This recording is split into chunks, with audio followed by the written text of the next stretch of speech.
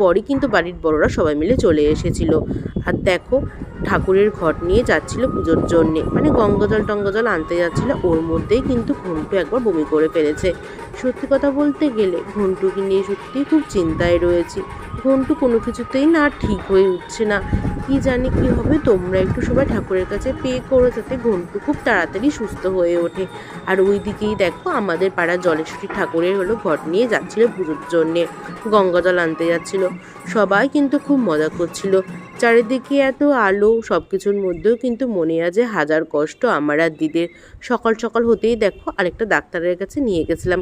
বাড়ির সবাই বলছিল সেকেন্ড ওপিনিয়ন নিতে ঘন্টুর জন্যে, তাই দেখো ডাক্তারখানায় চলে এসেছি। আর দেখো গিয়ে কিন্তু বসেও ছিলাম। দিদি গেছিলো ভেতরে ডাক্তারবাবুটার সাথে কথা বলতে, আর ওইদিকে দেখো ঘন্টুটা বিড়াল দেখতে পেয়ে কেমন লাফালাফি করছিল। সত্যি কথা বলতে গেলে পুজোর মধ্যে এসেছি তো একটাও টোটোকারি পাচ্ছিলাম না।